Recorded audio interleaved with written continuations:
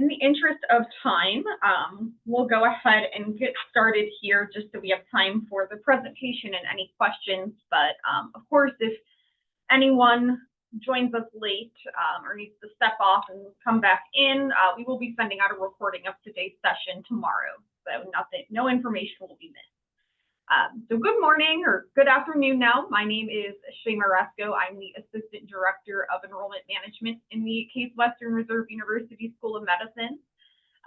So thank you for joining us today to learn more about the Master of Science in Biotechnology program. I'm now going to pass it over to Dr. Susan Wang, who is one of the program directors for the Biotechnology Master's program, who will be presenting today and serving to answer any of your questions, which you can feel free to put in the Q&A box either throughout the presentation as they come to you or at the end. Either way, we'll be stopping to answer the questions after these slides. So awesome. Well, I'm going to hand it on over to Dr. Wang now. Hi, everybody. I'm Dr. Susan Wang. I am an associate professor in the Department of Biochemistry in the School of Medicine at Case Western Reserve University. Really happy that you're interested in our program and joined us today or are going to watch our webinar later. And so, yeah, I'll go through a brief overview of our program, the specialties, and then happy to take any questions that might arise. So to introduce this to you, if you're not already familiar with Case Western Reserve University School of Medicine, we're located in Cleveland, Ohio. We're the #1 ranked medical school in the state of Ohio. And then overall, we are ranked number 16 in the nation. And obviously, we have great medical programs, but we also have a ton of pretty exciting graduate programs. And so obviously, we're going to talk to you about one of those today that's pretty new. So just again, for a little bit more of an overview of the university as a whole, we have a fairly large, well, I wouldn't say large, but a growing undergraduate and certainly graduate and professional program. And so this is still somewhere where you can get a lot of individualized attention. So we are a lot smaller than most typical like state schools. Obviously, we're a private institution. We have students from all over the country here, but importantly, we also have a number of international students.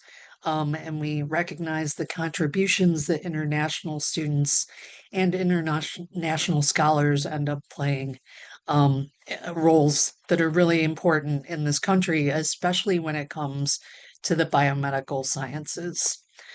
So to go a little bit more into our program specifically, if you're here, you're probably already familiar with the idea of biotechnology, but sort of in a nutshell, it's a very growing or a rapidly growing field with the goal really of developing technology based on biomolecular and cellular processes. Here at Case Western Reserve, because we're operating in a school of medicine, oftentimes that emphasis is really located in biomedical innovations, things like healthcare, things like pharmaceuticals, those types of areas.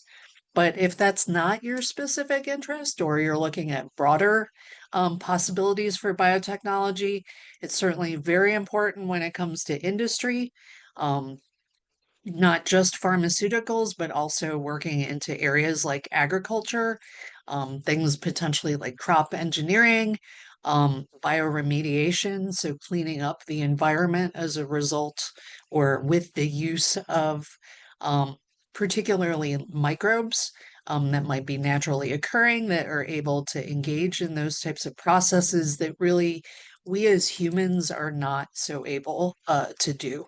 And so we hope with a degree in biotechnology, you can funnel into one of a number of different areas, depending on what your ultimate career interests end up being. And so just to illustrate here, again, because we're operating in a school of medicine, some of the applications that are important include cell and gene therapy. Probably many of you have heard of those ideas. We do a lot with the nervous system here. So one of our specialties is neurosciences. And so, for instance, you might be interested in developing treatments for things like Alzheimer's or Parkinson's or AML or AML, those types of sorts of diseases. Um, Platelets can also be used in terms of treating bleeding disorders. Probably many of you have heard that one of the emphases, longtime emphases, in the government and Department of Defense is basically trying to develop artificial blood. There's still a long way to go there, but that's an area that a lot of people have been interested in. We could look at medical devices, so things that are a little bit more engineering related. And then, of course, Case Western Reserve University has one of the top cancer centers in the country.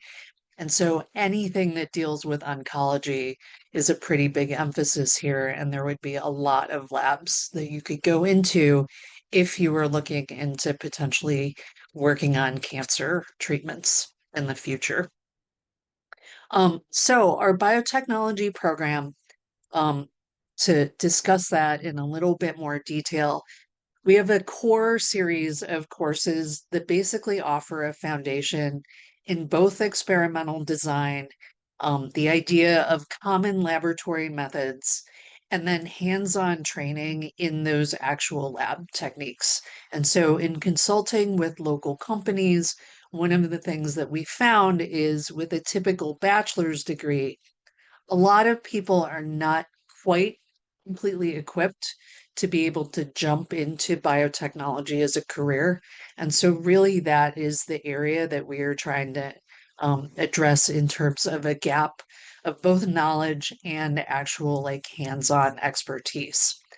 Beyond those core courses that give you that foundation in what exactly is biotechnology, what are the most common things that you might be doing in a biotech lab, we have three specialized tracks because this is an interdisciplinary program. And so these tracks are found in biochemistry, neurosciences, and pharmacology. And then finally, what we think is probably most important and the strongest experience overall is to actually get hands-on experience at a company or in the equivalent sort of laboratory. And so ideally, right, one of the steps involved in getting a job that they ask you about on an application is what is your level of experience?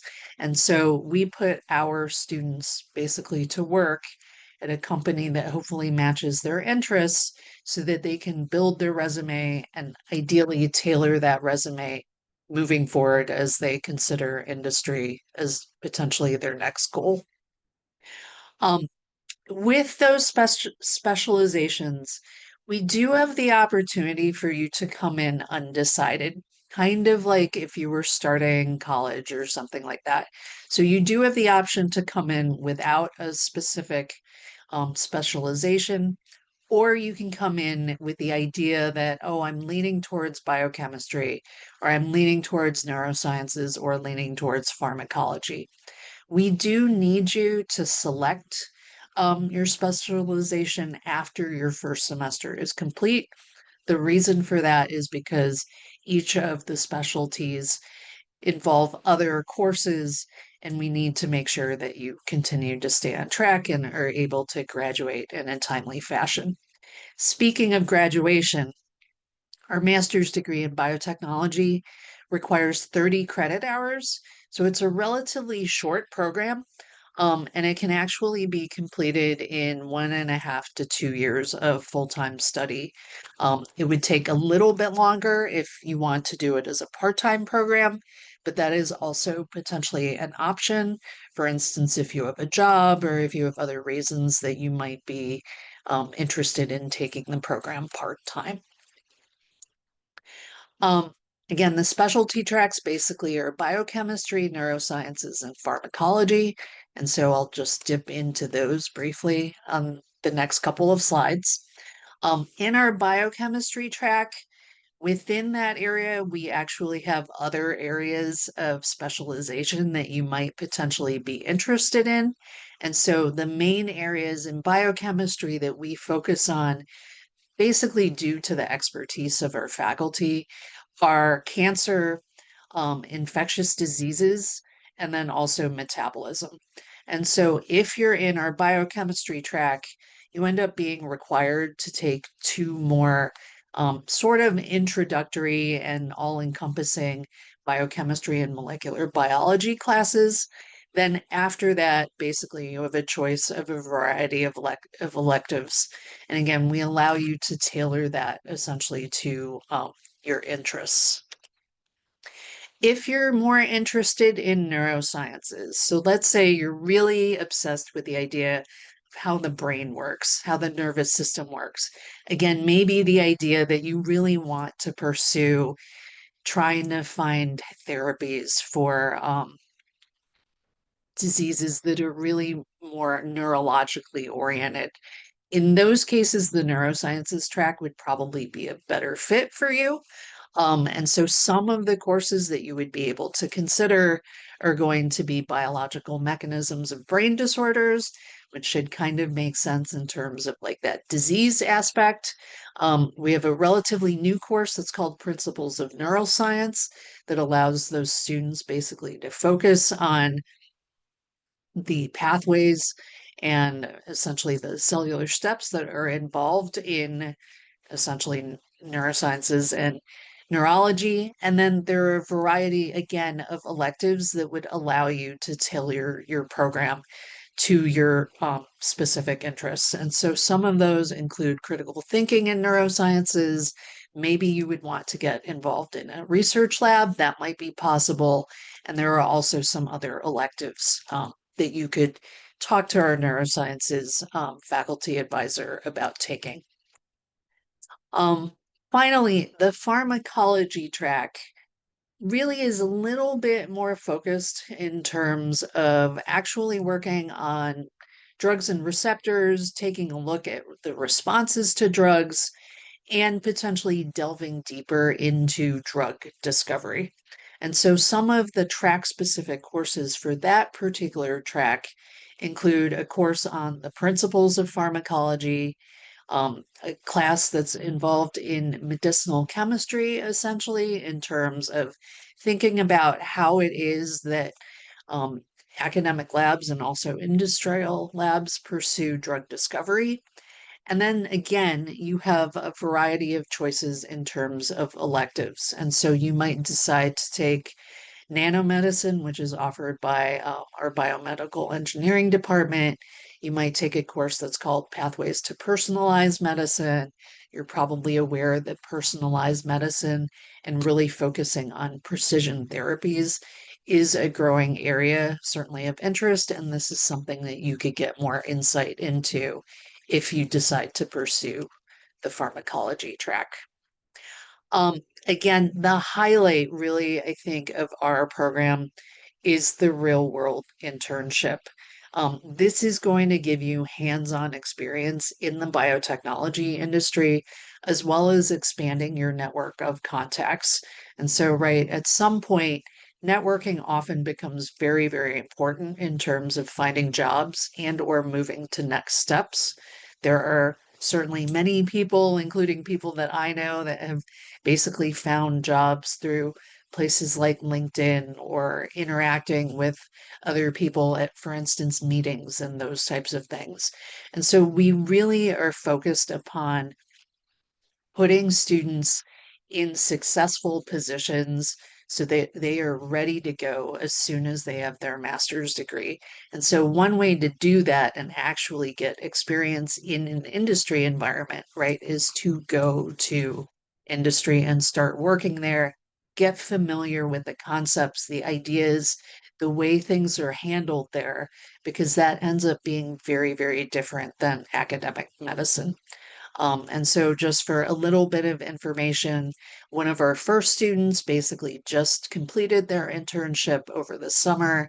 It was so successful, they're actually still continuing to work there part-time, and they're considering if the company ends up being successful, maybe they would be able to stay on there after they graduate from our program. So, again, a terrific opportunity, again, to get that real world experience that's going to make you way more marketable.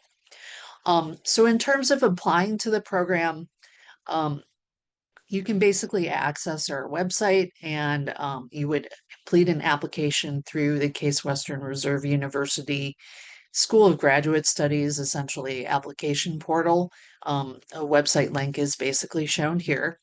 There are a few things that we ask you to include, but these things are relatively simple and they're pretty traditional when it comes to graduate school applications. One is a statement of purpose. It's really important to us to have a good fit. So we want to be a good fit for you, and we also want to be sure that you are going to be happy in our program. So really, in that statement of purpose, we would like to know, why is biotechnology of interest to you? Is there like a backstory? Have you had research experience? Have you had maybe an experience with somebody with a disease that makes you really passionate about investigating that area? So that's really the place to kind of shine and let us know, hey, why is it that you are interested specifically in our biotechnology masters? Um, we also require a resume or a CV. Again, this is pretty standard. You would need to do this for any job application as well. It's just to give us an idea what your experience is. And if you don't have a lot of experience in life sciences or that type of thing, that's still okay. That's part of the reason our program exists, is to help you get stronger, basically, in those areas. We do require transcripts, but during the application process, it's totally fine for you to send us unofficial transcripts. We require the official ones upon offering the admissions offer. And we request 3 letters of recommendation. I personally recommend that you try to get those from science faculty if at all possible, or if maybe you've done an internship or you've worked at a company or something of that nature, or maybe you did research over the summer at some academic program or something like that, that really should be the place where those letters should come from. So they should really be professional or academic references as opposed to try to avoid like personal references. And then finally, if you are an international candidate, we do require um, international testing of English scores. And so those can be provided as the TOEFL or the IELTS. The graduate school here at Case Western Reserve does have minimum requirements for those test standards.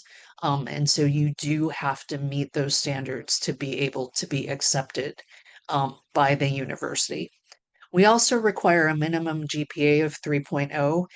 If by some chance your GPA is a little bit lower, if you have a reason that you can explain that, I would really encourage you to do that in your statement of purpose.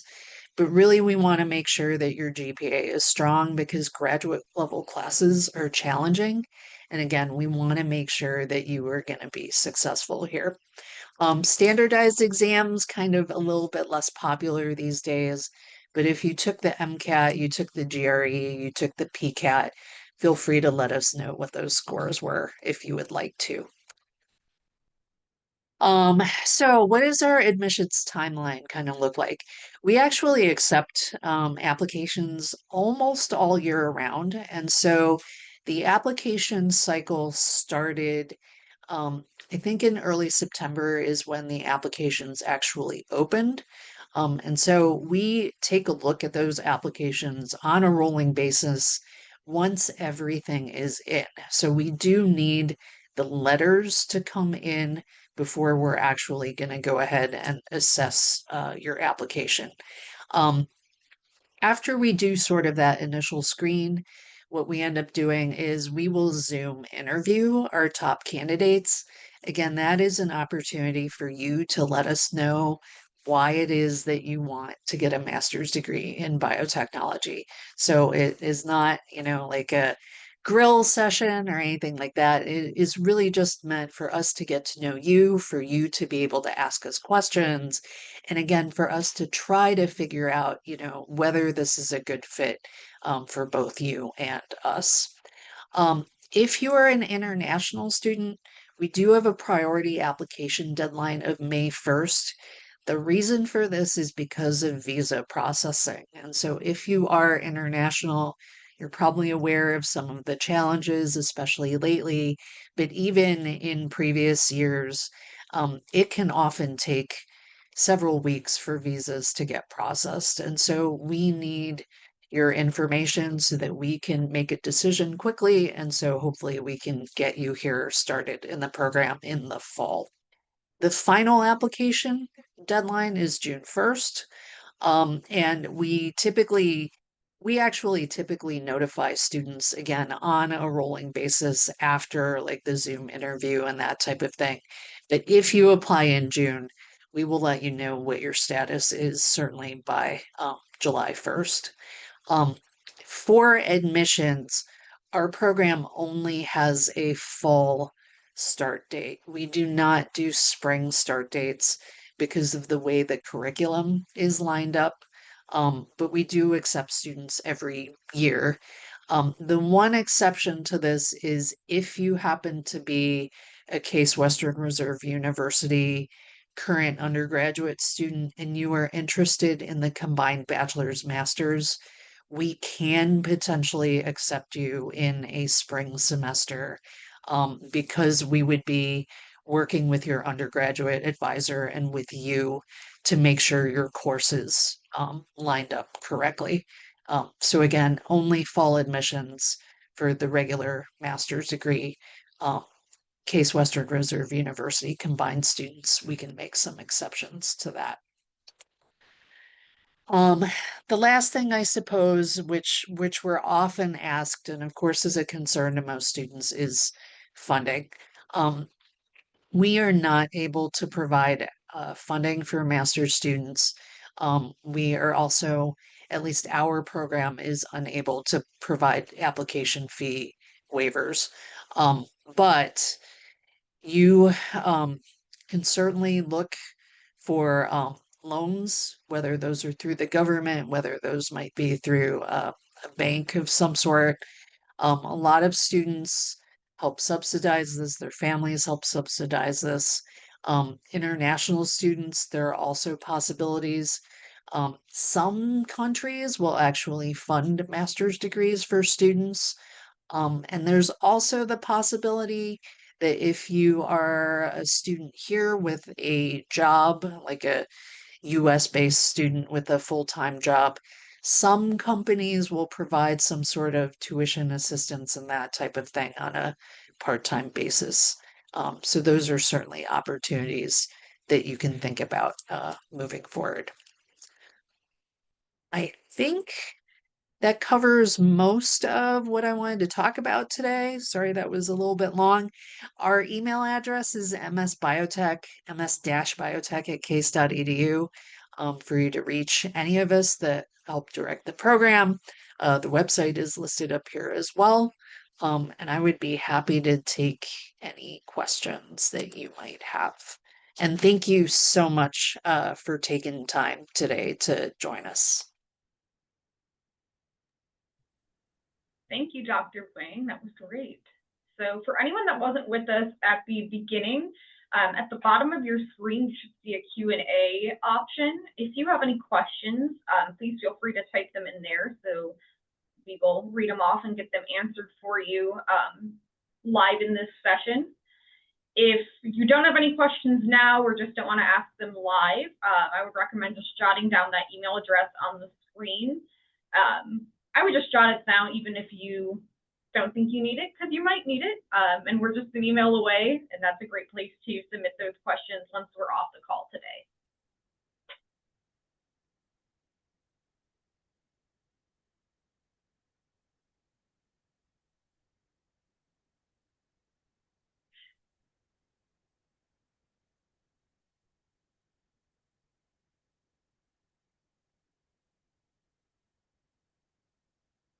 All right.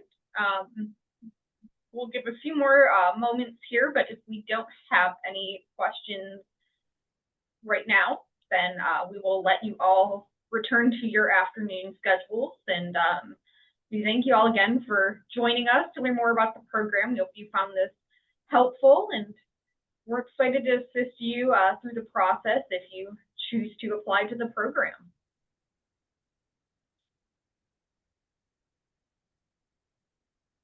All right. Well, thank you so much, and we will talk to you soon. Bye-bye. Thanks again.